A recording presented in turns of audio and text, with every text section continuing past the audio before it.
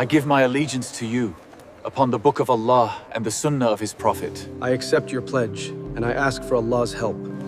Okay, so imagine this. A global superpower is on the very brink of chaos. Its leader is dying, and the fate of millions, literally, hangs in the balance. But instead of a civil war or some kind of royal succession, the future gets decided by an election, a system designed over 1400 years ago. Today, we're diving deep into that pivotal moment in history. So, this was the urgent question facing one of the world's largest empires back in the 7th century.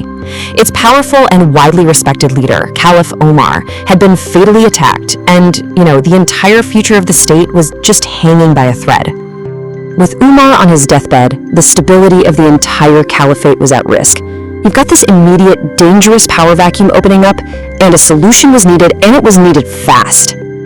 So, when the doctors came in and confirmed that his wounds were fatal, Umar's focus immediately shifted.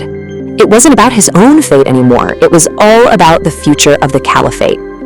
His number one concern was making sure there was a peaceful and, crucially, a legitimate transfer of power. Now, instead of just pointing to someone and saying, "You're next," Umar did something truly revolutionary.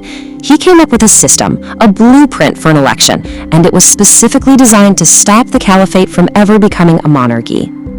When one of his ministers suggested he just appoint his own son, like the kings of the neighboring Roman and Persian empires would, Umar was absolutely furious. He completely rejected the idea. He was determined to create a system that was the total opposite of hereditary rule. So he established this council, ashara. He nominated 6 specific men, all of whom, by the way, had been promised paradise by the Prophet Muhammad during their lifetimes. And get this, to eliminate any hint of nepotism, he deliberately excluded his own cousin. This made it crystal clear this was about the state, not his family. The process he came up with was incredibly strict, clear, and time-bound. The council was to be totally isolated, with armed guards outside. That sent a very clear message. This decision had to be free from any external pressure or political lobbying. And Umar's final orders? Wow, they made it absolutely clear. This process wasn't a suggestion, it was a mandate. The stakes were nothing less than the future of the entire state, and unity behind the new leader was non-negotiable. So, as soon as Umar was buried, the 6 men gathered exactly as they were instructed. The stage was set for one of the most high-stakes deliberations in all of history. The council started out with 6 candidates, and what's really interesting is the makeup. You had 3 renowned military generals and 3 highly respected civilians, all of them from the caliphate's absolute elite. And then, almost immediately, something happens. The 3 military generals pull themselves out of the race. Instead, they cast their votes for the 3 remaining civilian candidates, Ali, Uthman, and Abd al-Rahman ibn Auf. Just like that, 6 becomes 3. Then, in a pretty stunning move, Abd al-Rahman ibn Auf also withdraws. He just declares he has no desire to be caliph, and suddenly, the field narrows again. Now it's down to just 2 final contenders for the leadership of the entire empire. And what's really fascinating here is the stark contrast between these 2 men. On one hand, you have Ali, who was seen as being very much like Umar, strict, decisive. On the other, you have Uthman, who was nearly 25 years older and famous for being gentle and generous. So the choice was really between continuing a firm style of leadership or moving towards a new, softer approach. The decision now falls to the one man who had withdrawn, but hadn't cast his vote yet, Abd al-Rahman ibn Auf. He held the single deciding vote. The fate of the caliphate was basically in his hands. But here's where things get really incredible.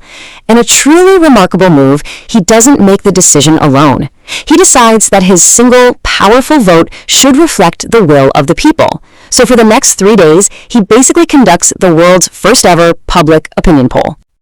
And look at the breadth of his consultation. It's amazing. He spoke to every single part of society. Yeah, he went to the senior companions and the army commanders, sure, but he also consulted women, he asked the youth, and he even sought the opinions of slaves.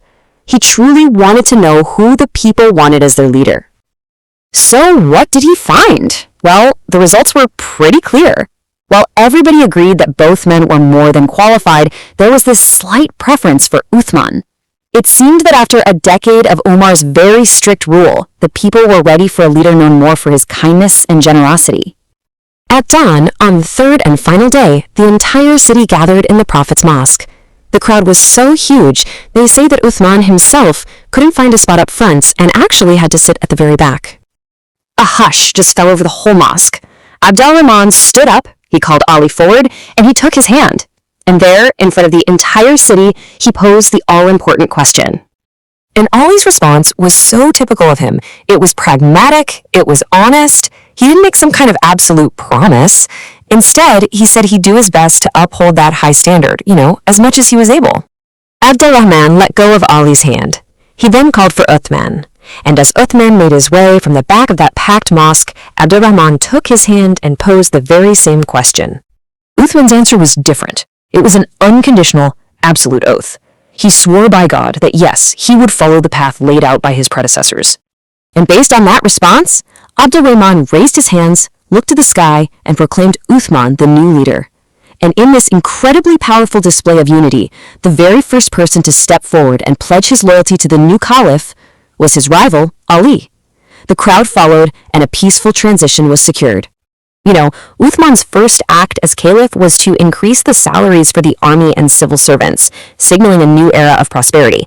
This ancient election, built on consultation rather than conquest, really offers a powerful lesson on leadership. It kind of reminds us that true legitimacy, it doesn't come from power, but from the will of the people.